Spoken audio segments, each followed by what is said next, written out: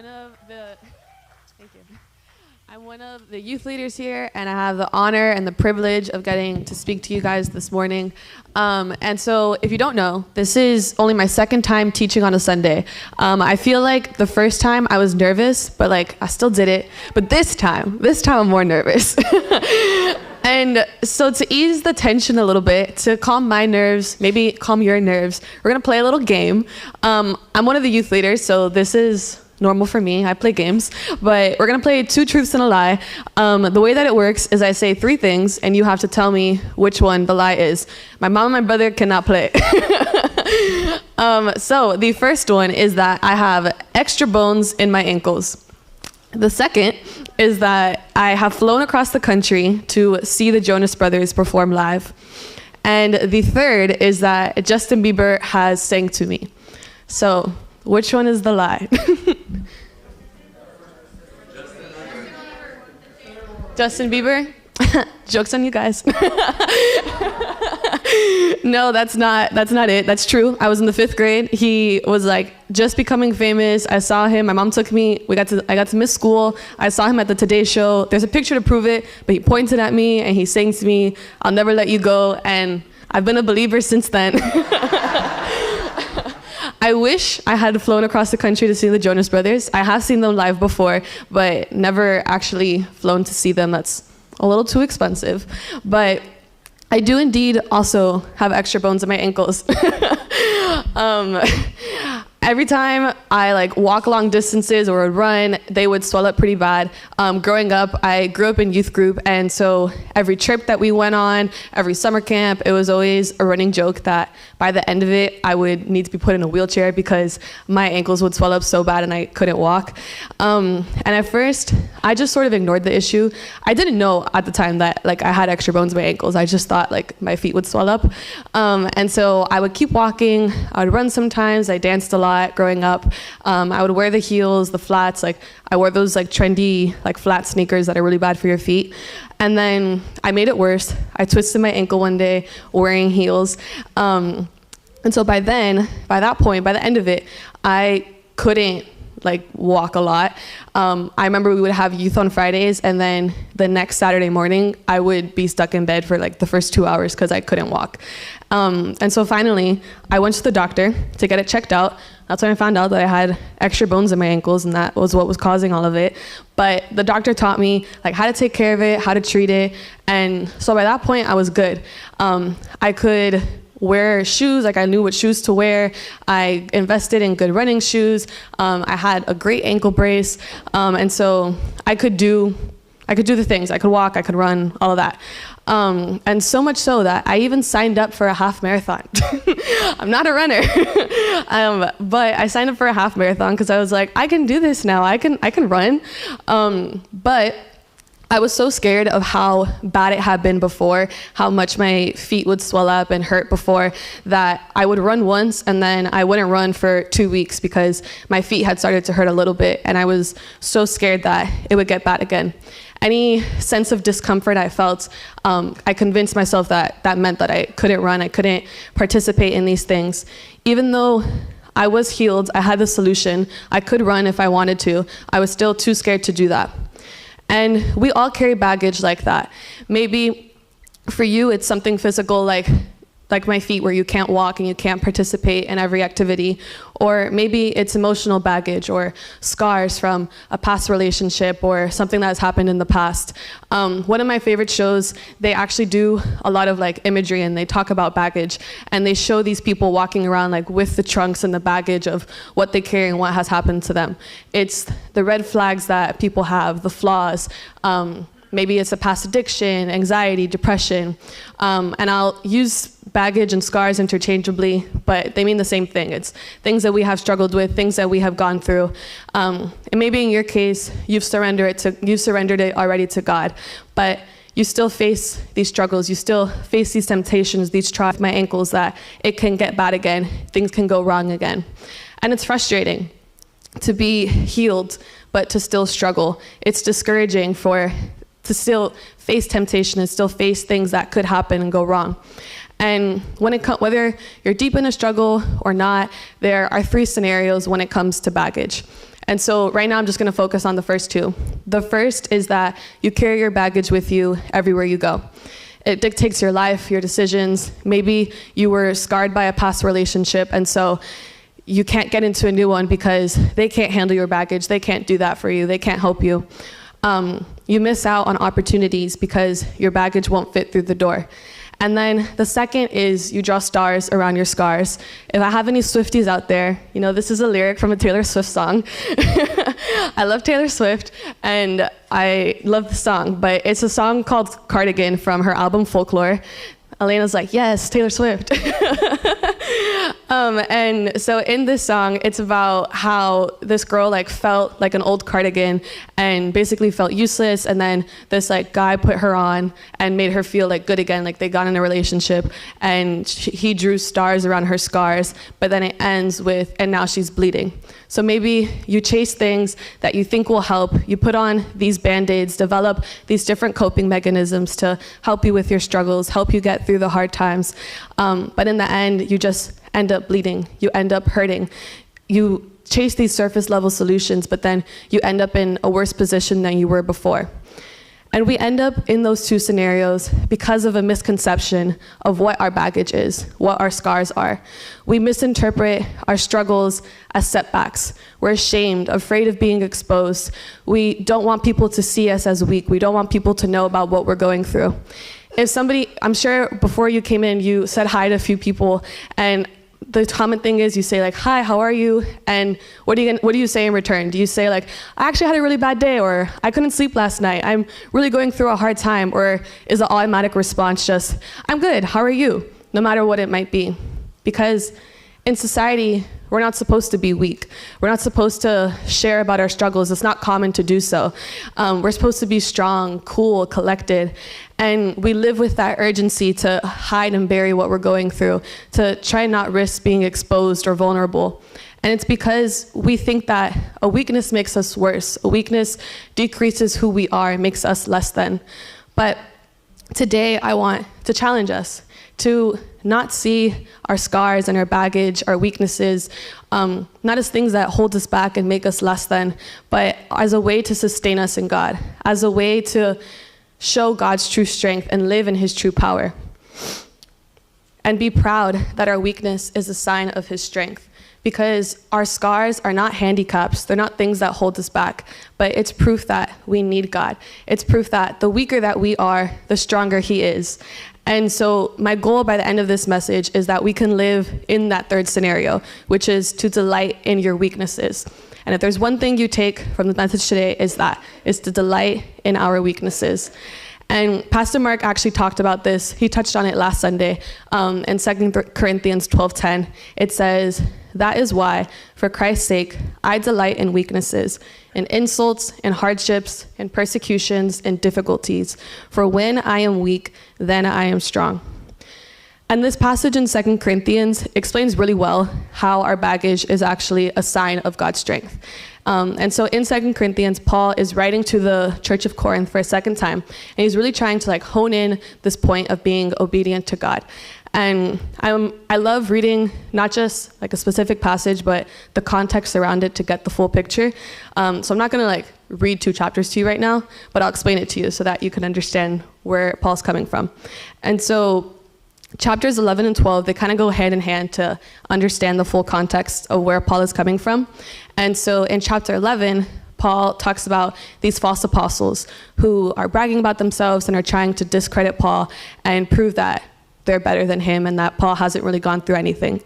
And so Paul, in a very, in my opinion, sassy way, we love a good clap back, he goes through what he has endured and how little the false apostles had gone through. He speaks of all the struggles that he has endured, but he doesn't say it to boast himself. He doesn't say it, prove everything that he has gone through and accomplished to lift himself up, but he instead emphasizes and acknowledges that his struggles and endurance through that were not because of his own strength and because of what he's capable of, but because of Christ's power through him. And how this is true strength, not about what we can do, not about what we can accomplish, but what God can accomplish through us. And so I'm going to read through 2 Corinthians chapter 12, verses 7 through 10, if you want to follow along. But Paul says, "Therefore, in order to keep me from becoming conceited, I was given a thorn in my flesh, a messenger of Satan to torment me. 3 times I pleaded with the Lord to take it away from me. But he said to me, 'My grace is sufficient for you, for my power is made perfect in weakness.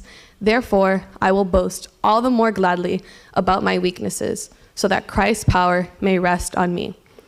That is why, for Christ's sake, I delight in weaknesses, in insults, in hardships, in persecutions, in difficulties. For when I am weak, then I am strong.'" That sort of sounds counterintuitive. That sounds kind of like the opposite of what we learned growing up, that when we're weak, we're actually strong. But that's the main thing today, is that the less of us that there is, the more that God can work in us. And so first I want to break down what is the thorn in my flesh. Because growing up, I grew up in the church, and I genuinely believed growing up that Paul was walking around with like a thicket of wood in his body. And maybe he was. There's some debate about what that meant. But for us, the thorn in our flesh is the remnants of what we struggle with. It's the temptation, the struggle, the trial, the reminder that life isn't perfect. And so right now, just make it personal to you. What is that to you? What is the thorn in your flesh? What is the thing that holds you back, that fear comes through your mind with it? Is it addiction? Is it depression? Is it grief? Is it loss or hurt? And Paul, he pleaded and he begged for that thorn to be removed. And we do the same thing. When we face trials, when we face hard times, we complain about it and we ask God to get us out. We try to convince God to take us out of it instead of letting him work through it. Or maybe you're paralyzed with fear and you're too scared to move forward because you feel that thorn in your flesh. You feel the reminder of what has happened before and you're too scared to go forward and take a risk. Because it can feel like torture, it can feel uncomfortable. Like if you were hurt by somebody in the past and now you fear that others will do the same. And so you avoid getting into new friendships, new relationships, because you're scared that that thing will happen again. Or maybe you lost your job or something bad happened at work, and so now you're too afraid to take a risk and to jump out and try new endeavors. But this thorn in the flesh is to keep us humble. It's to remind us that we need God. It's that to know that our strength alone will never be enough, that in our own strength, we can't do it. It's kind of like when you're bowling and they use the bumpers. I still use that. Does anybody still use that? I can't bowl without it. But with the bumpers, it keeps you in line, that if you start to veer off path, it knocks you right back into the center. And it's the same thing with God. If we start to veer off, the thorn in our flesh will knock us right back in so that we stay in line. Because without that reminder, without that accountability, we would never be kept in check. We would get back into that same trouble, the same thing that God had already healed us of. We would go off-road and try to do things in our own strength. But I think that there's so much more to this than just God wanting to keep us in check. Because if it ends at that, I feel like it's just like, oh, we're getting in line as a soldier, like, okay, I have to stay with God, like I have to be dependent on him. But God is so much greater than that. He's so much greater than just humbling us and keeping us in line. And he says to Paul in verse 9 that his grace is sufficient for us, for God's power is made perfect in weakness. God humbling us, God letting us have this sword in our flesh isn't just to knock us down, but so that we can reach true strength, because his grace is what is sufficient for us.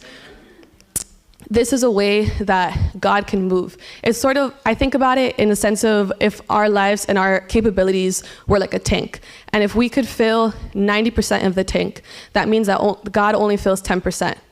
But if we fill 50% or 20% or 1%, then God has to fill the rest, and God can work in the rest.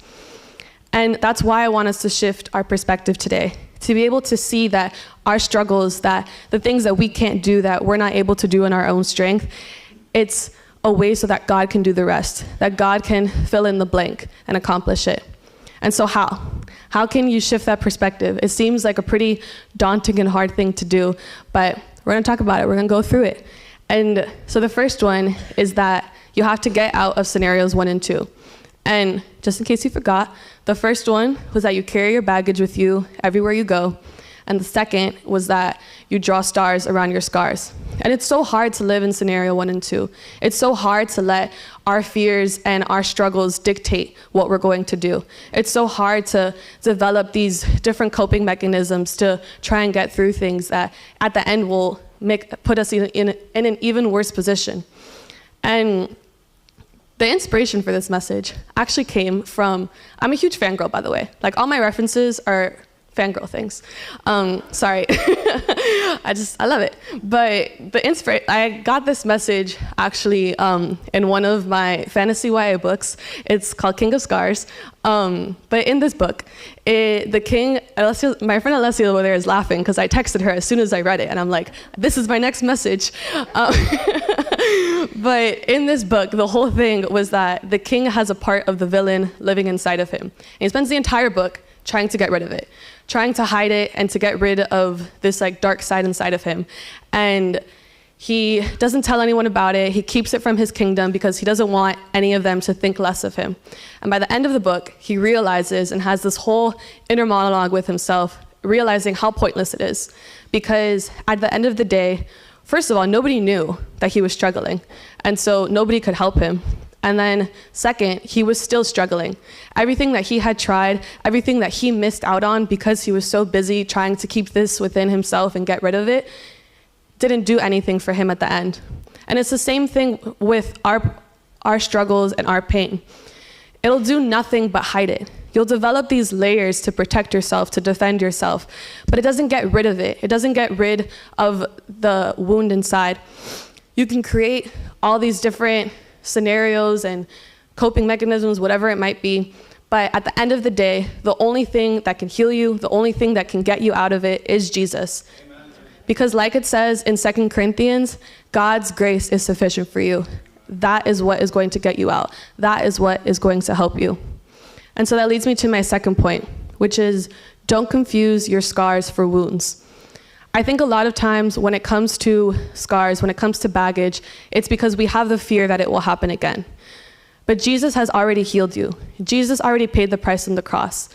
In Psalm 147:3, it says, he heals the brokenhearted and binds up their wounds. In Isaiah 53:5, it says, but he was pierced for our transgressions. He was crushed for our iniquities. The punishment that brought us peace was on him, and by his wounds we are healed. I love what Tanya said earlier during worship, that if we can trust Jesus with our salvation, we should trust him with fill in the blank. If we trust Jesus, if we gave him our life, if we believe that he died on the cross for us, then we should believe that he has healed us from what we have gone through. There's no ifs, ands, or buts. Your scars, your baggage, your flaws, whatever it might be, is separate from what Jesus has already done. Don't confuse your past for your present or your future. When that happens, in reality, it's really just a trust issue. I think about the whole thing with my ankles. I knew I could run again. I knew that I could do these things, but I didn't trust that my feet were healed, that I could run. But we should have the confidence of knowing that your fears and your struggles are an indication that God is going to sustain you going forward. You know what he has done for you in the past, and so we should have that faith and have that confidence in going forward and knowing that our struggles, that temptation, the trials, it's just that. It's not our reality. It's not what's going to happen in the future. We know now that God will protect us, that God will carry us through. You should know that his power is made perfect in your weaknesses. Know that when you're weak, that he's strong. Know that his grace is sufficient for you. Knowing that every insult, every hardship, persecution, difficulty, whatever it might be, is nothing more than that. There's nothing more than a difficulty, than a season, but it's not your reality. And I'm not saying that you won't struggle or that you can't be afraid, because we're gonna face, like I've said, you're gonna face struggles, you're gonna face trials in your life. But something shifts when you realize who is the one that's in control. One of my favorite verses of all times is Romans 12:1-2. But I'm going to read Romans 12:2 right now. And it says, do not conform to the pattern of this world, but be transformed by the renewing of your mind. Then you will be able to test and approve what God's will is, his good, pleasing, and perfect will. I feel like I've been mentioning that verse in every message I've taught for the past few months, like whether it be at youth, on Sundays. But it's so true, because something changes we are transformed when we realize that God is the one that's going to handle it, that God is the one that's going to take care of it. It's the sense of relief of knowing that we don't have to do it, we don't have to fill in the space, but that God will. When you hide behind your struggles, you develop weak defenses and protections. You develop, like I said before, just these layers of defense, but it's just hiding it. It's not solving it. It's like if you build a house made out of straw, it's inevitably going to fall. That rhymed. But when you have the confidence that Jesus has already healed you, when you know that your struggles are nothing more than that, you can walk and you can be confident in that firm foundation. You can know that that house will never fall, that the rain might come, that the wind might blow, but you will still stand strong with your God. Amen. And that leads me to my last and final point, this is the hardest point for me, is to delight in your weaknesses. And this is the hardest because it's one thing to just like say it, like, yes, like God is always going to carry me through, like God's got this, woohoo. But instead of, the difference is in actually living in it, and living in it with anticipation and expectancy to see how God's going to move. And one of the ladies from our church, Luisa, actually, she shared her devotional on Friday. And I loved because it mentioned the verses I was going to talk about. But one of the things it said was that we should live in anticipation when we are facing trials. And that blew me away, because when I'm facing a trial, I can say it, I can shout it all I want, but to actually live excited when facing a trial is a whole other level. But we should be expectant and we should be excited to see what God's going to do. That when all we can offer is that 1%, that God is going to fill the 99%. And so now I love being weak. And I feel like that is just like opening the door for a bunch of struggles, but it's okay. I'm going to say it anyway. Because there is such a sense of relief in surrendering striving. I'm a huge perfectionist. My mom's here. My mom can tell you that if there's one thing I won't do is back down. But the less that you have to offer, the more room God has to work. I think part of the reason that I was really nervous for this message was because this part in particular is really hard for me to live out. These last year and a half, 2 years have been, homegirl's gone through it. It's been rough. And I would love to tell you that I spent the whole time woo, I can't do things, God's gonna do it, God's gonna work, God's gonna move. It was the opposite. I tried to fill in every space I could. If nobody could lead worship, I was going to do it. If there wasn't anybody to teach on a Friday, I was going to do it. And it got to the end of 2022 where things just kept going wrong. Thing after thing kept happening. And I was super discouraged. I felt hopeless. I just felt like things were never going to be okay. There's nothing I could do. And it didn't get better until I stopped trying to get out of it. Until I accepted that there was nothing I could do, that if all I could offer was my little 2%, that was going to have to be okay, and that God was going to have to fill the rest. Learning and knowing that if I kept trying to do everything myself, not only was I hurting the things around me, but I was preventing God from working in my life. I was preventing God from being able to fill in the space, to move in my life. I kept praying and asking for God to move, but I wasn't letting him because I was trying to do it myself. I was trying to make everything better myself. And the moment that I gave up, that I surrendered it to God and just accepted that this was going to be a rough season, and instead of trying to bargain with God and ask God to get me out of it, I stopped looking at God of what God could do for me, but learned about who God was. That is when I grew closer to God. That is when I began to see how much God is capable of. I started to believe that God could work in my life. The same way I would see him work on Sundays, I started to believe that he can do the same thing for me. And I don't share that for you to be like, oh my God, yay, you have faith. I don't share it to boast myself, but to tell you guys that life is so much better when you're weak. Life is so much better when you accept that you can't do everything, when you delight in the fact that you can't do everything, because that's a lot.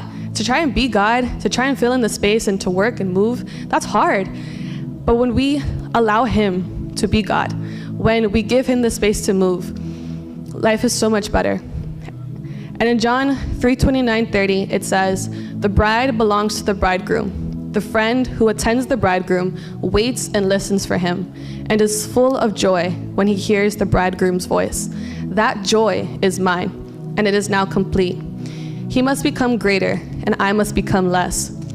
Church, there's such joy in decreasing. There's such joy in allowing God to work and to move, to wait patiently at his feet and to just worship him and to just follow him and do what he says, to seek him and live a life that he has called you to live rather than following your plans and your ideas. And I want to ask you today, imagine, think about it, what our lives would be like if we stopped being controlled by our baggage, if we stopped allowing what has happened in our past or what we're afraid of to dictate where we go. If instead of shying away from trials and tribulations, that we looked at it with excitement, with anticipation, because we know that that means that God's going to move. If we stood with the confidence of knowing that God has already won the battle, if we delighted in the fact that we don't have all the answers and we can't do everything, but that it's okay, because it means that it's falling in God's hands then. And there's some of us here this morning that are carrying baggage though. Maybe you are allowing your fear to dictate your life. Maybe you are allowing your struggles to define your circumstances. And maybe you're living in scenarios 1 and 2. And so I want to give you an opportunity this morning to be able to surrender it to God, to be able to give it to him and to truly live in delighting in your weaknesses. So I'm just going to ask everyone to close their eyes and bow their heads. And if that's you this morning, if you are living in scenarios 1 and 2, if you are holding on to your struggles yourself, if you're trying to solve things yourselves, you can just raise your hand right now.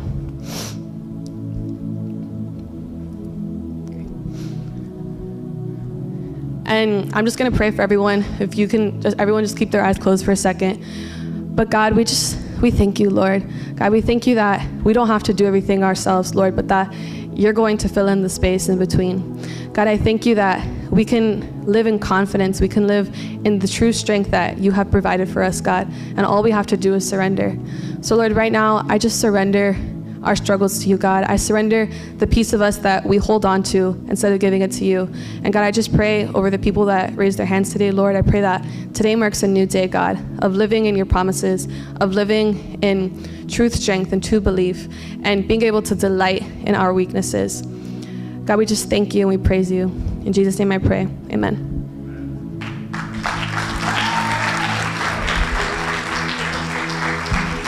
All right, can we give it up for Amanda?